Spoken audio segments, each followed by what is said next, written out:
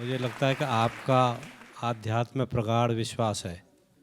तो आपका कौन सा मूल मंत्र है या कौन सा मंत्र आप उच्चारित करते हैं जिससे कि आपका भला होता है हमेशा? यम यम चिंतयते कामम तम तम प्राप्नोति निश्चितम।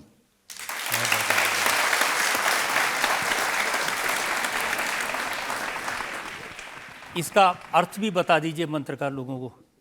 यम यम चिंतयते कामम, जिन जिन कामों के बारे में आप सोचते हैं देवी की आराधना के बाद, तम तम प्राप्नोति निश्चितम, उसे जरूर आप प्राप्त करेंगे।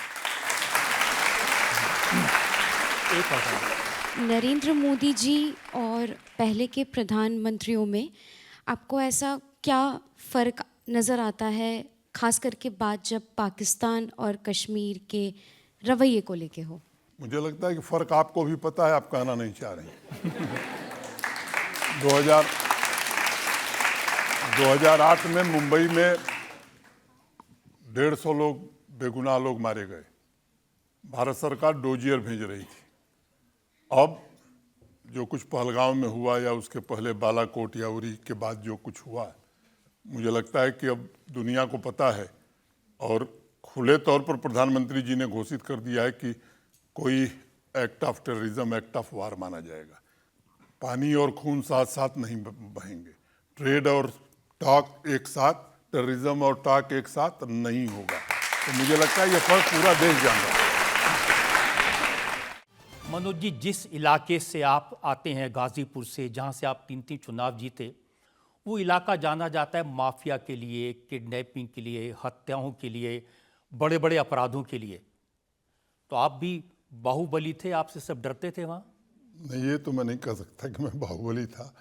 स्वाभिमानी जरूर था और निर्भयता पूर्वक सामाजिक और राजनीतिक जीवन में काम करना ये बचपन से स्वभाव था।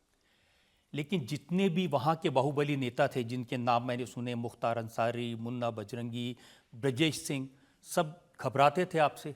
मुझे लगता है कि इसमें कोई घबराने की बात नहीं। मैं किसी से नहीं घबराता था, ये मैं जानता हूँ। ईश्वर और गलत काम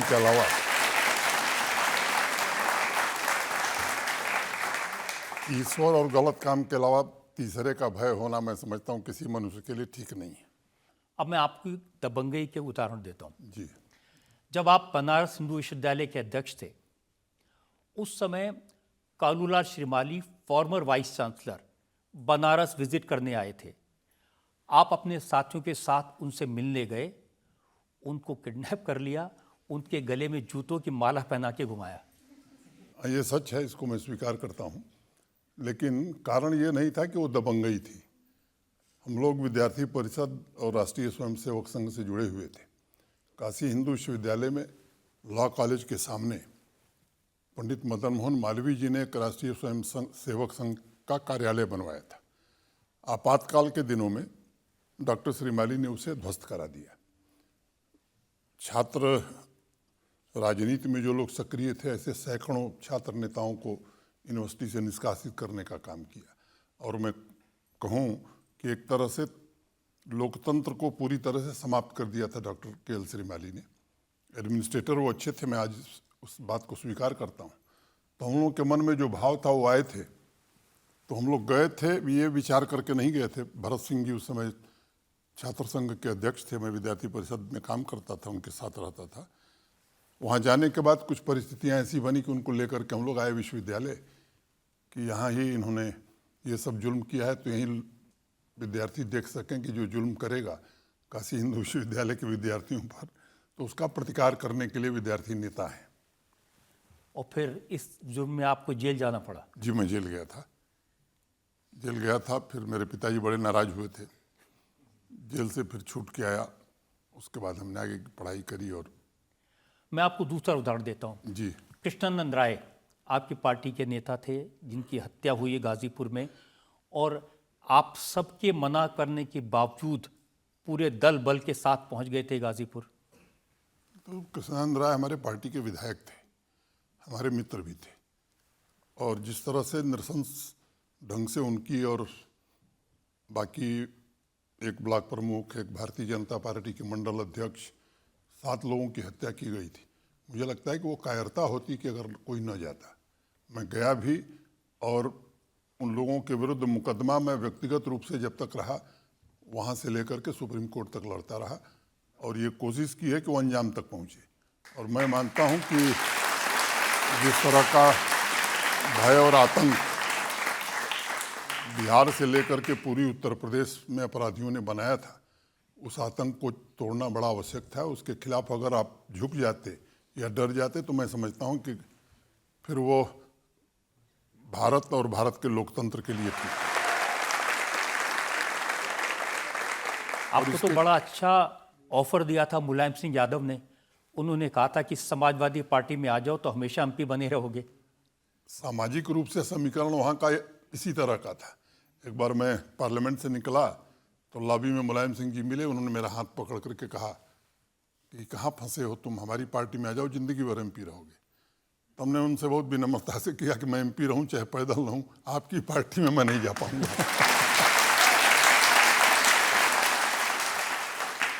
और ये भी मैंने सुना कि अटल बिहारी वाजपेयी के बहुत प्रिय थे, उन्हीं के प्रयास से आपको टिकट मिलता था। अटल जी से मेरा परिचय हो गया था। ये सच है कि अटल जी का आशीर्वाद हमारे साथ था और विद्यार्थी परिषद की जो उस समय की टीम थी उन लोगों से भी मेरा बड़ा संपर्क था।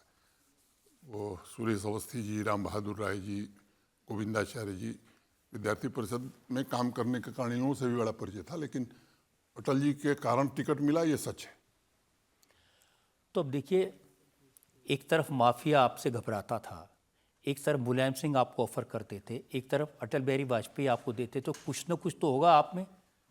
अब ये तो वो लोग जाने कि क्या था, मुझे लगता है कि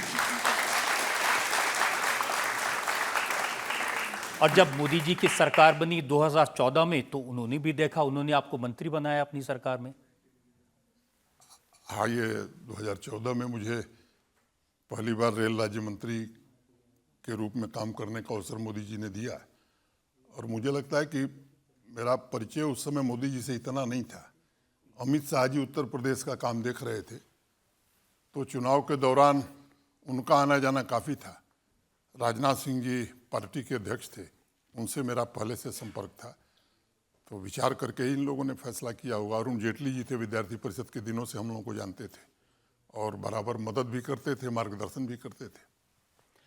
मैंने तो सुना कि आपका काम देख के, आपकी दबंग आदत देख करके उन्होंने आपको बाद में टेलीकम्युनिकेशन का इंडिपेंडेंट चार्ज दिया, क्योंकि ये ऐसा मंत्रालय था जिसमें बड़े बड़े ताकतवर लोग इन्फ्लुएंस करते थे मंत्री को।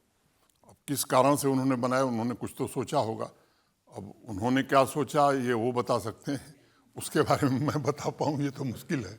लेकिन उन्होंने जिम्मेदारी दी और मैंने अपनी योग्यता क्षमता भर ईमानदारी से कोशिश की कि उस कोयले की कोठरी में कहीं भी कालिख न लगने पावे। ये सच है कि जिस दिन आप मंत्री बने उस दिन आपने अपने बेटे से कहा, जो इंजीनियर हैं, एक टेलीकॉम कंपनी में काम करते थे, उनको कहा कि भाई नौकरी छोड़ दो अब तुम। ये सब कहाँ से खोज के ले आए हैं? और मेरा बेटा जो है वो बीआईटी से इलेक्ट्रॉनिक्स इंजीनियरिंग की पढ़ाई किया था। वो हुआवे नाम की एक टेलीकॉम कंपनी थी, चाइनीज़ कंपनी थी, उसमें नौकरी करता था।